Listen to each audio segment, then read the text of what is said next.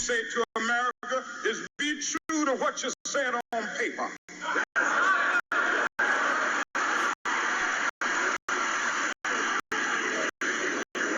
If I lived in China or even Russia or any totalitarian country,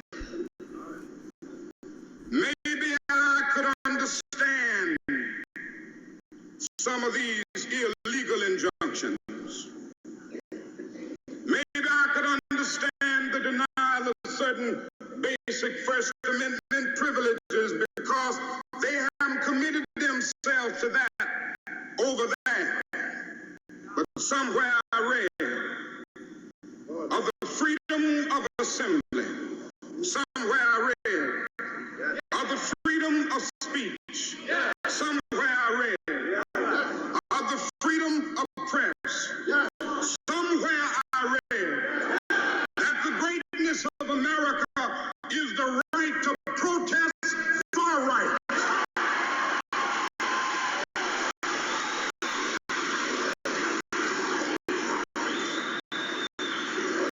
So just as I say we aren't going to let any dogs or water hoses turn us around, we aren't going to let any injunction turn us around.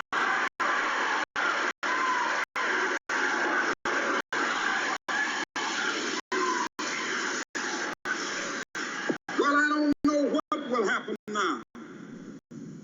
We've got some difficult days ahead. But it really doesn't matter with me now, because I've been to the mountaintop. I don't mind.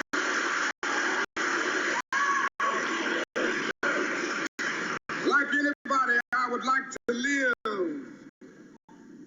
a long life. Longevity has its place. But I'm not concerned about that now. I just want to do God's will. And He's allowed me to go up to the mountain. And I've looked over and I've seen the promised land. I may not get there with you, but I want you to know tonight that we as a people will get to the promised land.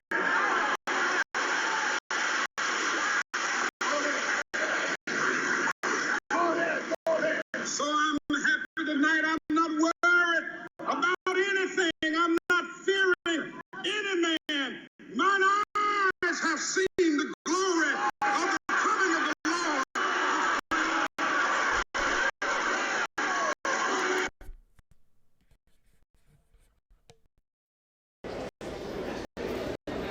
This year, our theme is Young Lives Matter. And we chose this theme basically due to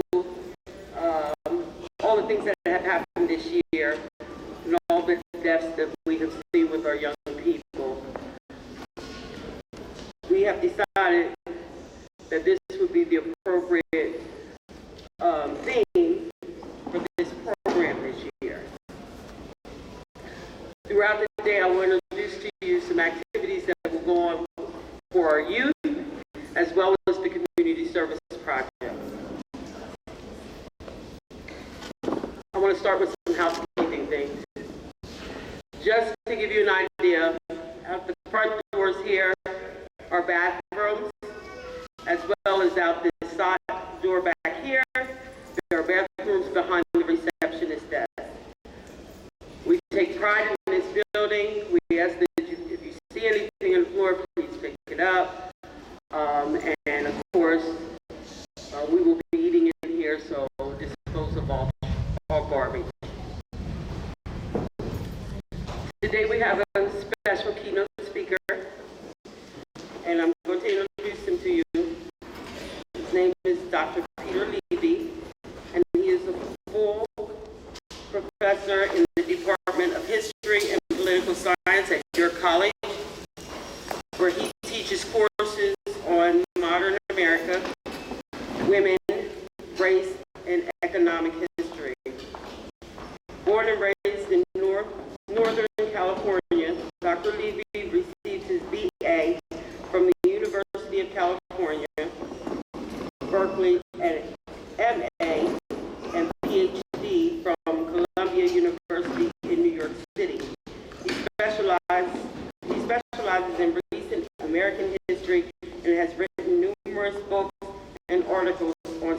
rights movement in the 1960s. Please welcome Dr. Peter Levy. Here, well, hopefully. This is really an honor to be here. I've taught at York College now for over, I hate to say it, a quarter century, but I don't live in York. And it was only fairly recently, maybe about 5-10 years ago, that I started in which you would invite people to come together in an interracial setting to discuss ideas. It was very learner, student-oriented. It was a big top-down school. Amongst things they would do would learn songs. King attended one of these schools. And one of the things he remembers learning at the schools was a song called We Shall Overcome. He didn't know that song. It actually had been an old black spiritual song that had been turned into a labor song that was then turned into an anthem.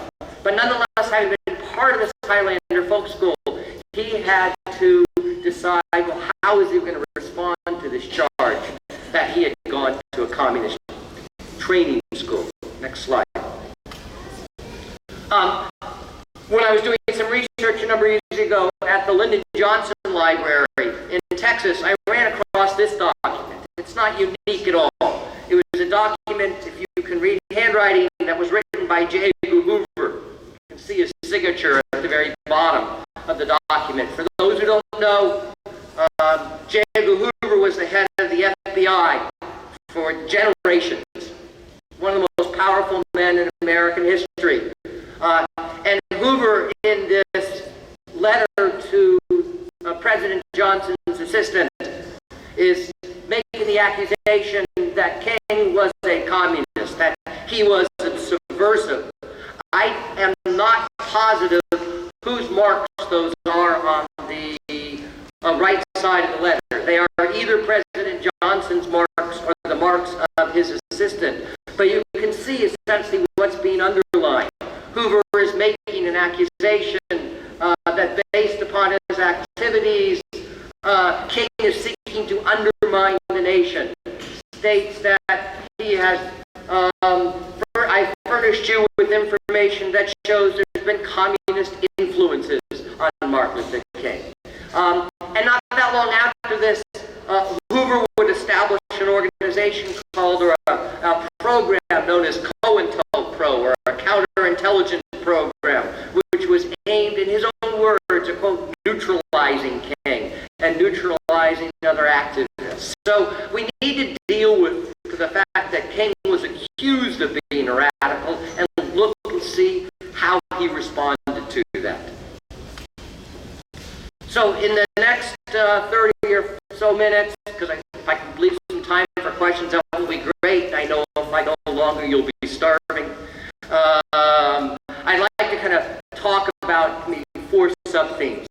One, I want to look at his letter from a Birmingham jail cell, where, amongst other things, he deals directly with this charge that he's an extremist or a radical. Second, I want to look at his relationship with the Kennedy brothers, who told him that he needed to disassociate himself. He needed to quit talking to and quit meeting with certain peoples who were deemed to be communists.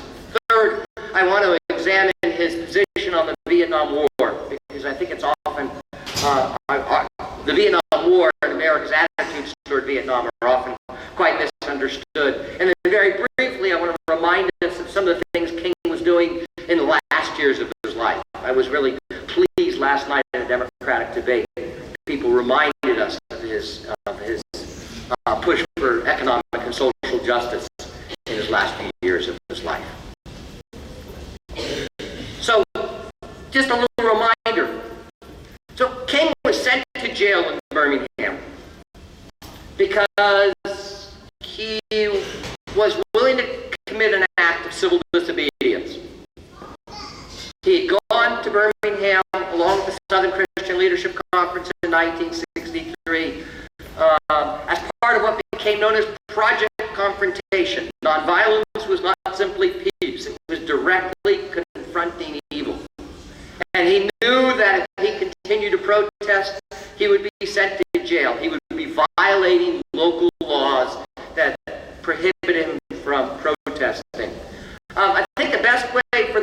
understand the idea of civil disobedience is to look not at King necessarily, but to look at Henry David Thoreau, who was one of the people who first developed the concept of civil disobedience. In the 1840s, Thoreau, who was a young philosopher, told the federal government that he was not willing to pay his taxes because those taxes helped support the institution of slavery. And he told the government if they wanted to arrest him for refusing to pay his taxes, go ahead, arrest him. He wasn't some tax cheat. He wasn't trying to save money. So he was sent to jail. And while in jail, his mentor and teacher, a guy named Ralph Waldo Emerson, came and visited him. And Ralph Waldo said to Henry David, what are you doing in there? And Henry David Thoreau responded, what are you doing out there? And that was that notion that there's evil, you need to confront it. So finally in 1963, in the midst of the Birmingham protests, King decided he would join others who were going to jail. And in some ways, he welcomed this jail cell in part because it gave him some time off from the day-to-day activities he had. And he had a chance to sit down and script out this letter. And while most of us are very, very aware of this I Have a Dream speech, maybe fewer of us, unfortunately, have read his letter from Birmingham jail cell. It's a very powerful piece of writing. I know in many English courses across the country, it's used simply as a way to show how to make a good argument. The most famous parts of the letter deal with the issue of whether or not African Americans should wait for freedom. Moderates, not conservative, moderate clergymen had told King that the protests in Birmingham were ill-timed. He should just wait a little longer. And King forcefully addressed this issue of waiting. And you've probably heard some of those words. That African Americans had waited for hundreds of years. That justice delayed was justice denied. And very poignantly talks about the impact of segregation was having on young children, including his own young children, who were told they couldn't go to Funtown because they were black. So that's probably the most memorable part of the letter from Birmingham jail cell. But in the letter from Birmingham jail cell, he also addresses this issue of whether or not he is a radical or whether or not he is an extremist. And it's probably worth me getting my glasses on and reading part of this. Because he said, you spoke of our activity in Birmingham as extreme. At first I was rather disappointed that fellow clergymen would see my nonviolent efforts as those of an extremist. But as I continued to think about the matter, I gradually gained a bit of satisfaction from being considered an extremist. Was not Jesus an extremist in love? Love your enemies, bless them that curse you, pray for them that despise you. Was not Amos an extremist for justice? Let justice roll down like water and righteousness like a mighty stream. Was not Paul an extremist for the gospel of Jesus Christ?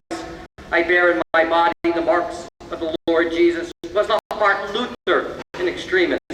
Here I stand, I can do no more. Was not John Bunyan, Abe Lincoln, Thomas Jefferson? I won't continue to read. All extremists. So what Martin Luther King was doing is he was taking this label of extremist or radical, and if you strip the word away, asking what does that mean? And begin to say that fear that was trying to put on you. If someone's called a radical or called an extremist, their immediate reaction is usually to recoil, to quit the protest. And King says, I'm unwilling to do that. He began to embrace the term. He says, it depends what type of radical, what type of an extremist are you? Next slide. At about the same time, or shortly after he wrote his letter from Birmingham jail cell, King had a meeting with President and Robert F. Kennedy at the White House. And President Robert F. Kennedy demanded that King disassociate himself with, quit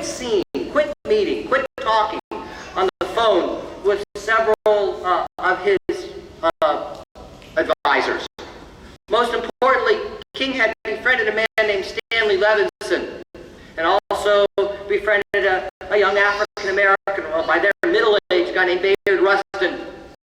And Rustin Levinson had given him wise advice, or as far as he was concerned, wise advice. And Kennedy, both Robert and John F. Kennedy, told him he needed to quit speaking with, he needed to quit talking with, he needed to quit meeting with these individuals. And this is something a lot of people had to confront in the 50s and 1960s. The NAACP, for example, had to register all of its members in states like Mississippi and Alabama, and ultimately decided that it would not allow people in its organizations who had been members of the Communist Party or had been accused of being members of the Communist Party or somehow or another had ended up on a certain list. And King ultimately refused to obey the Kennedys' request. Now, he did a little backdoor. He continued to kind of secretly get Rustin's and Levinson's advice because he trusted their advice. He wasn't a communist, but he said, you know, I'm not going to allow the government, I'm not going to allow someone else to tell me who I can associate with. That is one of the natural rights that's essentially spelled out in the Bill of Rights, the right of association. That is one of the rights that is fundamental to all of us. And to me, this is a very important lesson that we often don't think about, because this is a lesson, or this is a concern that's confronting us today. I mean, we often today, I mean, there are people who are trying to, I think, scare us, fearmonger us into not associating with certain people. People might be scared, for example, to associate with someone who is a Muslim, someone whose background, they might have committed a crime in their background. And this is a very dangerous principle. And King was willing to stand up for that principle of the right of association. But he paid for it, because Robert and John F. Kennedy authorized the tapping of his phones beginning in 1963. And over the next 5 years, that tapping of King's phones or following of King grew, and it grew exponentially. And if you want to, you can go onto the FBI government's website, and it takes a little searching, but there's this thing called the Vault, and if you want to read thousands and thousands of pages of FBI files in King, they're there for the public to view. You can realize that Hoover was following every step. For those of you who watched the film Selma, you might have a little sense of it. That was all the little teletype kind of parts of the film Selma where they showed the FBI listening in. So, you know, that's the second way we see King first calling them around, and he says, you know, I'm not scared of that label. And two, people saying you can't associate with radicals, and King saying, no, I will associate with who I want to. Just a little word about Bayard Rustin. I don't know how many people in the audience, probably, you know, some of the people who know a little bit about history know who Rustin is, but Rustin was the person who really organized the March on Washington, but never got any of the public credit for it, partly because he had a radical past, and partly because he was gay. And it was just as dangerous to be gay in the 1960s as it was to be communist. Matter of fact, J. Hoover referred to gay men and women as the lavender menace. And you couldn't even get a job with the federal government if you were gay. Next slide. So, we often don't think that much also about King's views outside of civil rights. But King was a human rights activist. He was an advocate of human rights worldwide. And many of us, I think today, wrongly, that most Americans oppose the Vietnam War. And that's just simply not true. When Lyndon Johnson asked for authorization to expand America's efforts in Vietnam, every member of Congress and 98 out of 100 members of Senate authorized America's escalation of the war in Vietnam. It's something known as the Gulf of Tonkin Resolution. And the two senators who opposed that resolution were voted out of office in 1966. So it took a brave person, at least initially, to come out and oppose the Vietnam War. Amongst the bravest people who did so were many African-American leaders. Malcolm X was one of the very first persons to oppose the Vietnam War. The Student Nonviolent Coordinating Committee, as early as 1965. Some of you may know who John Lewis is. Lewis is a very famous congressman from Georgia who was an early member of the Student Nonviolent Coordinating Committee. He was one of the first persons to oppose the Vietnam War. Last year, or just a few months ago, Julian Bond, who was the leader of the Student Nonviolent Coordinating Committee, later leader of the NAACP, he opposed the Vietnam War, and he ran for the state senate in Georgia, won that seat, and the Senate refused to allow him to take his seat in the Georgia State Senate because of his opposition to the Vietnam War. And he had to be re-elected twice and go to the Supreme Court to have the right to sit in that Senate. So it wasn't easy to oppose the Vietnam War. Privately, King opposed the war from very early on. But publicly, he kind of held his tongue.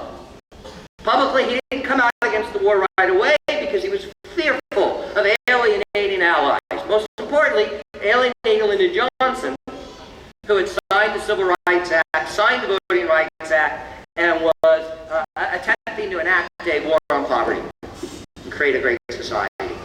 But in 1967, King finally publicly came out against the war. He participated in marches and gave what I consider one of his greatest addresses, known as Beyond Vietnam, at Riverside Church in New York City. We can see him marching here. And one of the people he happens to be marching with is a guy named Dr. Benjamin Spock. Now, I know at least in my household, Dr. Spock, I think it's called Bringing Up Babies. That was like the Bible of bringing up babies. And then, until the mid-1960s, that was about the most controversial thing Spock ever did. It was tell you about, I guess, whether you should pick up a baby when they were crying or not. But then he came out against the war, and Spock was immediately accused of being some crazed, progressive, little pediatrician who was responsible for all the long-haired hippies who were against the war. So King eventually came out against the war in this Beyond Vietnam speech. And in that speech, he gave several reasons why he was opposed to the war. And the first most fundamental one was he reminded Americans that he remained firm in his belief in nonviolence. And I think, in fact, we don't recognize how radical this is. I don't think most of us, and this includes me, are willing to be opposed to all wars because of our belief in nonviolence. Bayard Rustin, who had helped mentor King of Nonviolence, in fact, had gone to jail in World War II because he was a pacifist. But King made the argument that it was inconsistent for him to advocate nonviolence at home and not advocate nonviolence abroad. Second, he made the point, and I think this was very true, that the war was sapping very important resources that were necessary at home.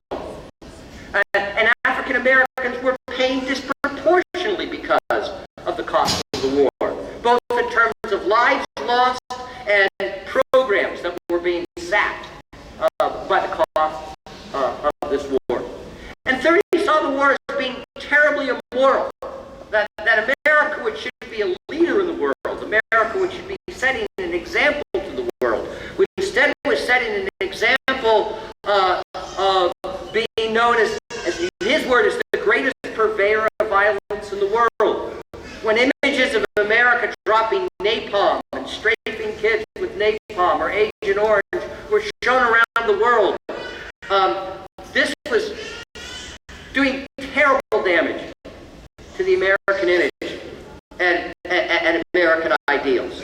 So King came out and opposed the war. But as I suggested before, this did not popularity. Not just conservatives, not just J. Hoover, came out against King or attacked King for going against the war. Most studies of civil rights leaders, of black leaders in America in the 1960s, show that they too were upset when King came out against the war. Carl Rowan, for example, was probably the best known black journalist at the time. Basically told King that he didn't know what he was talking about. He might know what he's talking about in terms of civil rights, but didn't know about foreign policy.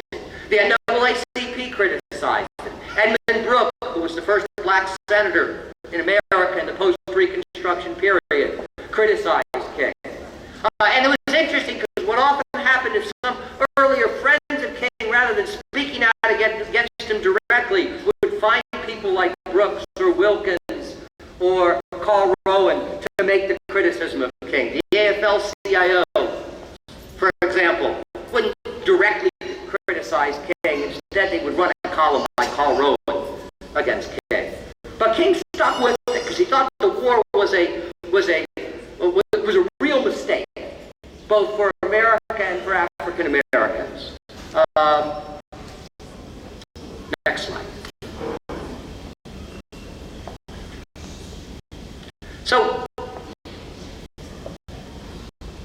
in addition to opposing the war, though, most of King's efforts post-Selma, post-1965, were focused on racism, and what I think we should call institutional racism in the North.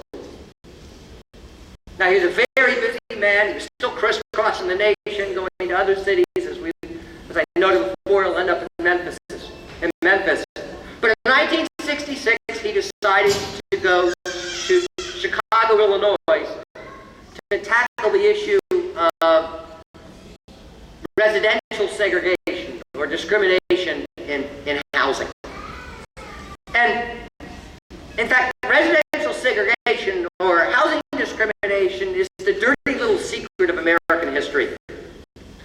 Almost every child will probably pick up a textbook in which they're shown a picture of Jim Crow water fountains, suggesting that Jim Crow or segregation was something largely Southern in nature. Yet in fact, in every city in America, in every northern city in America, from Chicago to New York, to Baltimore, to wherever, residential segregation, housing segregation was the norm. And there weren't necessarily laws that said it had to be that way, but it was that way. And there were policies that made it that way. And a lot of Americans aren't aware of those policies. So in 1966, King went to Chicago to try to tackle residential segregation. And he went to go live in some of the worst slums in America to show the fact that housing ordinances or housing codes were not being enforced, to show that blacks were not allowed to move into certain neighborhoods. When he marched in neighborhoods not far from the then Mayor Daley lived, he was attacked as viciously, if not more viciously, than he had been in any other city in America. It was as bad as when he was in Birmingham and Gold Connor and his dogs were coming after him. And he was less successful. He was less successful in being able to change residential segregation. And though a law was passed after he was killed to outlaw housing discrimination, I think it's pretty clear that that law is imperfect at best. In 1967 and 1968, he also began to organize something called the Poor People's Movement. His goal was to begin to have Americans address the inequities, what we might call today the poor maldistribution of wealth. People are often today, they're going to be asked, well, what would King do about this? What would King do about that? The most common, I think recently, I shouldn't get too political here, there are those who are arguing, like Ted Cruz, that King would be on his side. That's just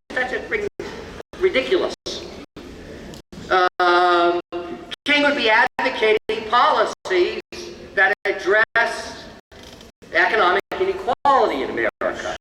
But he thought that the best way to address that was not from the top down, but to develop a social or political movement from the grassroots up, where poor people themselves would organize and demand change. Now, he never got to live to see that poor people's movement, because in 1968, he went to help sanitation workers in Memphis, Tennessee, organize themselves as a union. So I don't think it's difficult to understand that by 1967, 1968, African Americans were still given, in many cases, the worst jobs. And the worst jobs included being garbage man in Memphis, Tennessee. And at that time, they were terribly paid jobs, and they were terribly dangerous jobs. And one of the main things that those sanitation workers wanted is they wanted more men on each truck, and they wanted greater protection, because the injury rate for those sanitation workers was astronomical. So King went to Memphis to help those sanitation workers, and it wasn't an easy process. There were black activists who wanted to change more quickly, who were unwilling to stick to nonviolent methods. And one of the protests that King led ended up in violence. But King wanted to show that his method of nonviolence would work, but his goals were virtually the same as the young black militants. They both wanted economic dignity, and they both wanted a better life for those sanitation workers. And he was in Memphis when he was shot. Interesting, Coretta Scott King. One of her main interests in this period was the organization of health and hospital workers. Some of the first hospital workers to organize were just down the street at Johns Hopkins University, where the women who had the poorest paid, most difficult jobs in the hospitals had often the worst pay, the worst economic security, and Coretta Scott King and Martin Luther King and others felt they belonged or deserved to belong to a union which could begin to improve their conditions. Now, in this period, King also wrote, and he continued to speak. Now, probably his most famous writing was called Where Do We Go From Here? And it wasn't published until 1972. It wasn't published until after he had died. And even then, it was published not in a well-known press. But where do we go from here? King asked the question, what's next on the agenda? And once again, I think it's worth reading a little bit from this piece, Where Do We Go From Here? I can find it in my notes here.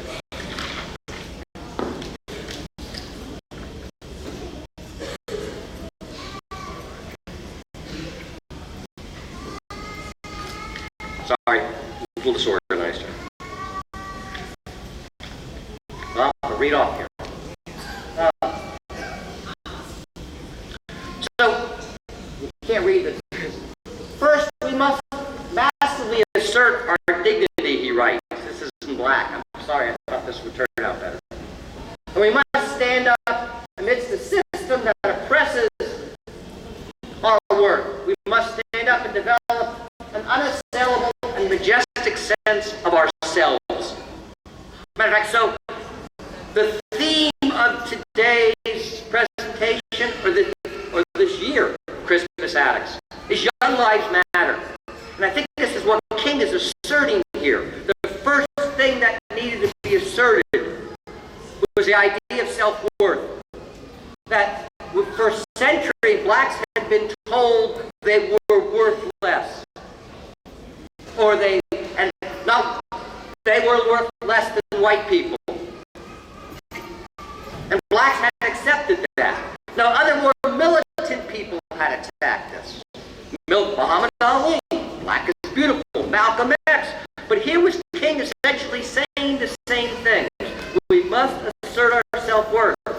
Second, I know this is hard to read. Another basic challenge is to discover how to organize and strengthen in terms of our economic and political power. Now, we often and don't associate it with King. But all King is doing here is he's using language that is a little less harsh, but saying the same things, that African Americans needed to organize themselves to attain economic and political power. This meant voting for African Americans for political office. This meant organizing black businesses.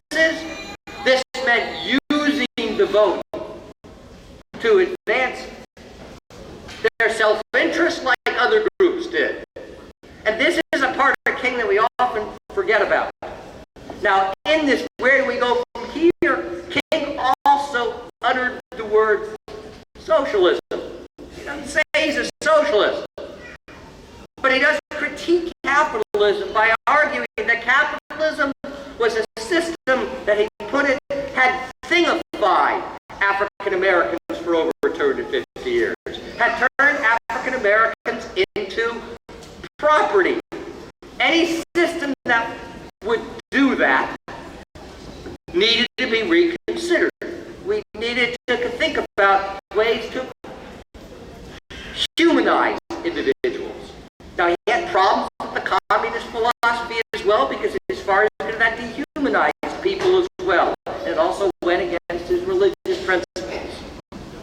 Last slide. So much of what I've had to say today, as I said, is not something of my own, comes out of my own research. I did uncover that letter from J. Edgar Hoover, but others have seen it as well. Much of it comes from other scholars. Shortly after the King birthday was turned into a national holiday, the main journal I read, called the Journal of American History, had a special edition on Martin Luther King. And the article that I always remembered was written by a man named Vincent Harding. Vincent Harding was a colleague of King. He was a minister. He had been an activist with King, and then he became a scholar. And he's written one of the best books on African American history called, go on the next slide, sorry, this is my fault, called There is a River. And in his article, Harding addresses this issue, why don't we know King as a radical? Kind of addresses this issue of what he says is we have this historical amnesia. He says we need to move beyond amnesia about King. We need to get rid of this forgetting about who King really was. And I'll read what Harding has to say in a second. But I do want to, I'm not going to go back to that previous slide. I do want to just leave it where it is. Throw out some of the hypotheses Harding has about why we don't know King as a radical. So one of the reasons why is because we're often presented King and Malcolm X as these polar opposites. It's as if they're the angel and the devil almost. They're juxtaposed as black and white. It's like the old story of the Bible. They are Cain and Abel. And in fact, they weren't Cain and Abel. They had their differences, but particularly later in life, they had a great deal of similarities. And by consistently viewing the struggle for civil rights as this bipolar movement between King and Malcolm X, we misunderstand it really rather than understand it. And the second reason why I think we have this amnesia about King is there are people out there who have within their self-interest in de-radicalizing King. They don't want us to remember King pushing for economic and social justice. They would rather use him to perpetuate racial inequality today. I'd be willing to bet you there are politicians out there today that would say that Martin Luther King would oppose the Black Lives Matter movement right now, which is just ridiculous. It's a misappropriation of Martin Luther King. And why would they say that? Well, because one of the realities is maybe at the top of King's list at the time that he was living was not necessarily the idea of the justice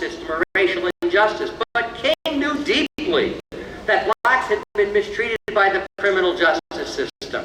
I had a chance to speak to the center once before about a person often associated with King named Rosa Parks. And most of us don't know, but Rosa Parks cut her teeth fighting against the criminal justice system. In 1945, she came to the help of a young black woman who had been raped and ignored by the criminal justice system. So Rosa Parks spent much of her life fighting for what we call today Black Lives Matter. So we have a misunderstanding of the movement because people want us to think about King and Malcolm X as being much different. It's because people are trying to appropriate King for their own causes. But Vincent Harding argues that one of the reasons we need to remember King as a radical was because he helped make him relevant to us today. If we look at King's search for economic and social justice, if we look at King's opposition to militarism, we can hear a message, or we can get some ideas that may help us today. Now, Harding also tells us that King's ideas were not fully formulated at the time he dies in 1968.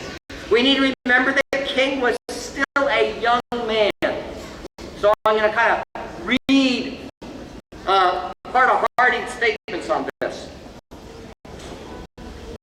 Dare we forget a man who told us that a nation that continues year after year to spend more money on military defense than on programs of social uplift is approaching spiritual death.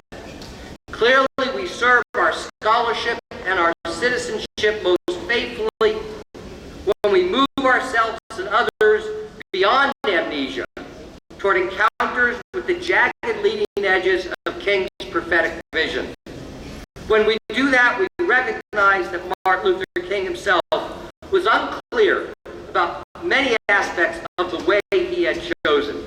In his commitment to the poor, in his search for the redistribution of wealth and power in America, in his relentless stand against war, in his determination to help America repent her modern economic imperialism, he set out a largely uncharted way.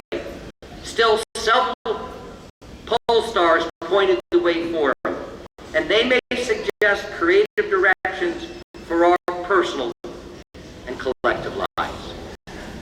Thank you very much.